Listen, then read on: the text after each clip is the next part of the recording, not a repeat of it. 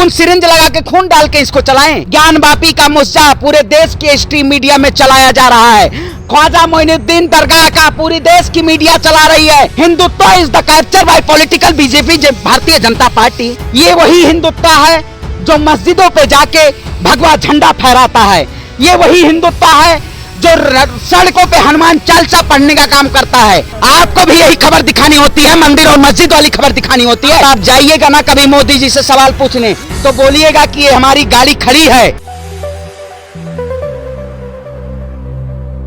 अजमेर शरीफ पे बात उठती हुए नजर आ रही, किस तरीके से देख रहे हैं आज की आप जिस तरीके से हालात है देश के? देखिए, हिंदू कहे मोहराम प्यारा, तुर्क कहे रहमान, आपस में दो लड़ मरे मरन न जाना को। कबीरदास जी ने दोहा शायद ये बहुत सटीक कहा था, क्योंकि जिस तरह से आज मौजूदा हालत है, ये कहीं ना कहीं ये सरकार जो है मुद्दों से भटकाने के लिए, क्योंकि ये सरकार जो तानाशाही और अहंकारी सरकार है। आखिर आप बताइए, ये कौन से संगठन के लोग हैं जो इस देश में नफरत के नाम पे नफरत के बीज बोने का काम कर रहे हैं? क्या इस देश में और सारे मुद्दे खत्म हो चुके हैं? जो भारतीय जनता पार्टी का स्लोगन था, सबका साथ, सबका विकास, सबका विश्वास, सबका प्रयास, आखिर ये सबका विश्वास कहां चला गया? आज इसकी महंगाई के पेट्रोल के दाम कहां चले गए? आखिर बताइए, ये सरकार आज पेट्रोल पे उगाही करते जा रही है। आखिर इस कार से आज तो हमारे पास देखिए अब जंग लग चुकी है, बिल्कुल जंग लग चुकी है। जब से देश के प्रधानमंत्री कहा गया है अक्कड़ बक्कड़ बम्बे बोल, 80-90 पूरे 100 में ला दिया थागा, पेट्रोल और डीजल और सिलेंडर उछल के भागा। तो क्या देश नहीं डला पा रहे? बिल्कुल नहीं डला। आखिर आप बताइए, अपने खून सिरिंज लगा के खून डाल के इसको चलाएं। तो इंसान कार खरीद ले रहा है लेकिन पेट्रोल डला। बिल्कुल, कार तो पेट्रोल EMI पे लेनी पड़ रही है। जो सरकार कहती थी कि इस देश में डीजल और पेट्रोल की महंगाई कम होती, बहुत सरकारें आई, लेकिन शायद इस 7 साल में भारतीय जनता पार्टी की सरकार में जिस तरह से आज देश की जनता की हालत है, कहीं ना कहीं आप देख रहे होंगे ज्ञानवापी का मुद्दा पूरे देश के स्ट्रीम मीडिया में चलाया जा रहा है। ख्वाजा मोइनुद्दीन दरगाह का पूरी देश की मीडिया चला रही है, लेकिन स्वास्तिक दिखा है, जो जाली जो है वहाँ की, उसके आस 2.5 दिन का झोपड़ा है, उसमें स्वास्तिक का निशान दिखा है, लग रहा है मंदिर बता रहे हैं। देखिए, वो पूरी तरीके से झूठा है। वहां से 500 मीटर दूरी पे एक स्मारक है, वो जो स्वास्तिक का चिन्ह है उस स्मारक में लगाया गया है। ये कहीं ना कहीं ये जो लोग छोटे छोटे संगठन और जो नमूने लोग हैं, ये जो धर्म के नाम पे उन्माद फैलाने का काम करते हैं, ये वाकई में इस देश के लिए बहुत खतरनाक है। आप देख रहे होंगे, जब देश का प्रधानमंत्री सिख था और देश का राष्ट्रपति मुसलमान था, तब देश का हिंदू खतरे में नहीं था। लेकिन आज देश की पूरी आला कमान, चाहे देश के प्रधानमंत्री हो, चाहे देश के गृह मंत्री हो, चाहे जजेस हो, चाहे कैबिनेट का पूरा मंत्रालय हो, सभी लोग हिंदू हैं। आपको पता है, सभी लोग हिंदू हैं। लेकिन ये सरकार कहती है कि अब देश का हिंदू खतरे में है। क्या हिंदू और मुसलमान के नाम पे जो लोग बांटने का काम कर रहे हैं, वो क्या इस देश के लिए कहीं ना कहीं आने वाले समय में जो देश युवाओं का देश माना जाता था, उसी देश को ये नफरत का देश मानने पे तैयार कर रहे हैं? क्योंकि एक प्रोपेगेंडा है, इनको अपनी राजनीतिक रोटियां सेकने के लिए, इनको अपने मीडिया तो इसमें काम कर रही ना। मीडिया तो कह रही है, अभी रूपका लियाकत की बात हो रही थी हाल ही में, 2 दिन पहले उन्होंने बोला हम संविधान के साथ हैं, हम देश के साथ खड़े हैं। आप लोग हिंदू मुसलमान कर रहे हैं। बिल्कुल, देखिए आपने देखा होगा जिस तरह से मीडिया में भी अब धर्म का जो जखीरा है वो मीडिया में भी जाग चुका है कि आप मुसलमान हैं तो आप स्ट्रीम मीडिया में नौकरी नहीं कर सकते हैं। आखिर क्या इस देश में आप धर्म और मजहब और जाति के नाम पे जो लोग इस देश में लड़ाने का काम करते हैं, वो कहीं ना कहीं आप देखते होंगे आज पत्रकारिता जिस तरह से आपने देखा होगा, फ्रीडम इंडेक्स जिस तरह से आपने देखा सबसे निचले स्तर पे, हाँ, प्रेस मीडिया फ्रीडम इंडेक्स जो सबसे निचले पायदान पे है। क्या आज पत्रकारों को जागने की जरूरत नहीं है? आप जैसे पत्रकारों को मैं सलाम करता हूं, जिन्होंने इस देश की सच्चाई को कायम रखने के लिए आप दर दर जमीनों पे भटकते हैं। शायद आप लोगों को कहीं स्ट्रीम मीडिया में, क्योंकि आप लोग चाटुकारिता का काम नहीं करते हैं, लेकिन कुछ लोग ऐसे हैं जो चाटुकारिता के नाम पे इस देश की पत्रकारिता को और इस देश की अस्मिता को कहीं ना कहीं सबसे निचले पायदान पे ले जा रहे हैं। क्या इस देश में किसानों की बात नहीं होनी चाहिए? जो सरकार बहुत सारे स्लोगन के जरिए आई थी, बहुत हुआ युवाओं पे अत्याचार अब की बार मोदी सरकार, बहुत हुई महंगाई की मार अब की बार मोदी सरकार, बहुत हुआ किसानों पे अत्याचार अब की बार मोदी सरकार। एक सवाल ये है कि नुपुर शर्मा विवादित बयान दे देती है मोहम्मद सल्लल्लाहु अलैहि वसल्लम पे, कुरान पे, उनकी अभी तक गिरफ्तारी नहीं हुई है, भाजपा के प्रवक्ता है। देखिए, भारतीय जनता पार्टी में ये कहीं ना कहीं इनके जो प्रयोगशाला में ये नफरत की राजनीति सिखाई जाती है, और ये कौन लोग हैं इनका नाम लेने की जरूरत नहीं है। ये जो लोग एक सांप्रदायिक ऊपर एक कीचड़ छिड़क के और अपनी राजनीतिक रोटियां सेकने का काम कर रहे हैं, ये भारतीय जनता पार्टी से कोई जाके सीखे। आपने देखा होगा जिस तरह से इन्होंने कई सेनाओं के नाम पे, हिंदू सेना, बजरंग दल सेना, आरएसएस सेना, आखिर आपने कल देखा होगा कुछ लोग वीर सावरकर को बीन मांग रहे हैं। जो वीर सावरकर अंग्रेजों से माफी मांगी, आखिर आप बताइए, you can know difference between the Hindutva and Hindutva. He is the given by the slogan Hindu and Hindutva. Hindutva is the capture by political BJP, Bharatiya Janata party.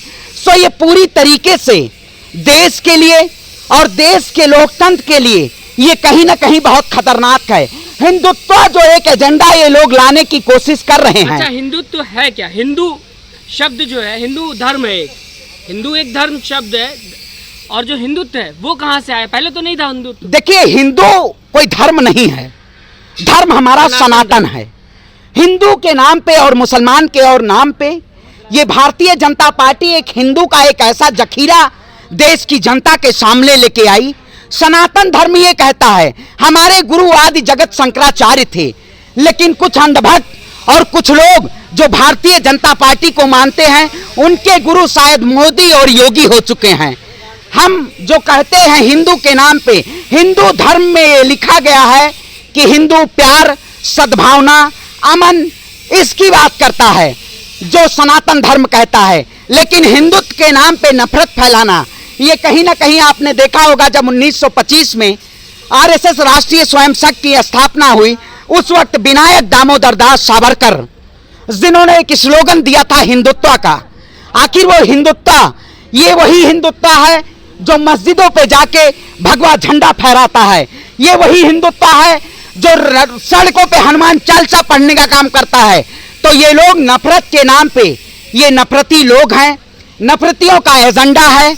मैं कहता हूं इस देश में न हिंदू खतरे में है, न मुसलमान खतरे में है, लेकिन सत्ता पे बैठी हुई भारतीय जनता पार्टी खतरे में है। कहा तो जा रहे हैं ना कि काफी चीजें तोड़ी गई हैं, आसपास बताया जा रहा है अब 2800 मस्जिदें हैं जिसको तोड़ने की बातें हो रही। कहा जा रहा है इसको पहले मंदिर को तोड़ के मस्जिद बनाया गया था, तो वापस चाहिए।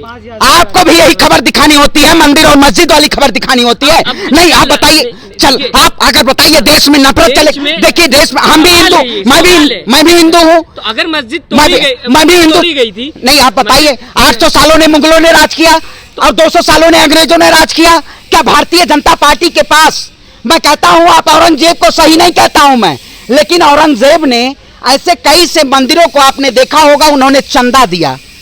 औरंगजेब जो मुगल शासक जो आक्रमता था, अगर नहीं करते तो आज ये देखिए, आप एक बात बताइए, भारतीय जनता पार्टी के सिलेबस में ऐसे बहुत सारे मुद्दे हैं, मस्जिदों के ऐसे बहुत सारे मुद्दे हैं जो भारतीय जनता पार्टी एक सिलेबस के जरिए, आपने देखा होगा कुछ दिन अभी चुनाव आने दीजिए, आपको दिल्ली फाइल्स भी मूवी आ जाएगी। ये सरकार मूवियों के जरिए और व्हाट्सएप और फेसबुक के जरिए इस देश की जनता को पढ़ाना चाहती है। लेकिन मैं कहता हूं देश के इंटेलेक्चुअल लोगों से कि सरकार के खिलाफ आवाज उठाइए, और अगर आप पत्रकारिता ढंग से कर रहे हैं, अगर देश की आवाम के लिए पत्रकारिता कर रहे हैं, तो कहीं ना कहीं इस देश के लिए सच्चाई बची हुई है।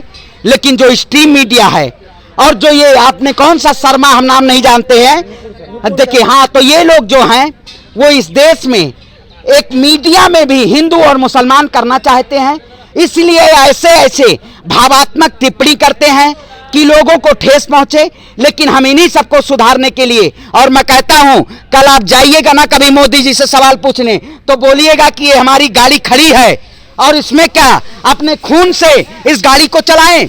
आखिर डीजल कौन, आप बताइए, 2 महीने पहले जब चुनाव में 9 रुपए, आखिर वाहवाही एक्साइज ड्यूटी सबसे ज्यादा बीजेपी सरकार में 27 रुपए ली जा रही है, क्या भारतीय जनता लेकिन पार्टी धुलवा तो सकते हैं ना, आप धुलवाने का तो पैसा 50 रुपए, आज महंगाई 100 रुपए लग रहे महंगा हो गया हैं। नहीं ना। अरे भाई धुलाई भी क्या, इसको धुलवा के कहाँ ले जाए, म्यूजियम में बीजेपी के खड़ी लगवा रखिए कम से दें, कम। बीजेपी के केंद्रीय कार्यालय में ले जाके खड़ा करवा दें कि नहीं। आज पुरानी एम्बेसडर को आज ऐसे देखिए, ये सरकार केवल कहती है कि आप अपने खून से अपने खेत को सींचें, अपने खून से आप गाड़ी में पेट्रोल डालें। अच्छा 9 रुपया घटा, आपको सुकून नहीं है? नहीं आप तो बताइए चलिए ना, नहीं 9 नो रुपए घटा दिया, अब तो चला सकते हैं देखिए आप वाहवाही लूटने का काम ना करिए।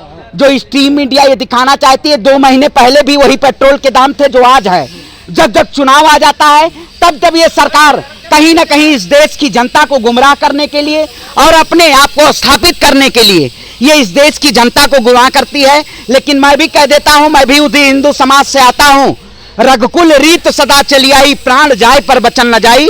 जब तक भारतीय जनता पार्टी को देश से सफाया नहीं कर दिया जाएगा तब तक इस सरकार के खिलाफ हम चैन नहीं लेंगे, क्योंकि ये सरकार पूरी तरीके से हिटलरशाही कर रही है और एक सत्ता पक्ष में शायद अपने आप को ढालना चाहती है कि कहीं ना कहीं इस देश के लोकतंत्र को खात्मा करना चाहती है। लेकिन हम संविधान को मानते हैं, हम कानून को मानते हैं, इसीलिए हम ज्ञान वापी मस्जिद के साथ खड़े हैं, क्योंकि वो आर्टिकल कहता है पूजा स्थल एक्ट 1991 में कि आजाद भारत के पास जो भी धार्मिक स्थल थे वो यथास्थिति वहीं पे रहेंगे। चैनल को लाइक, शेयर एंड सब्सक्राइब करें और बेल आइकन दबाना ना भूलें।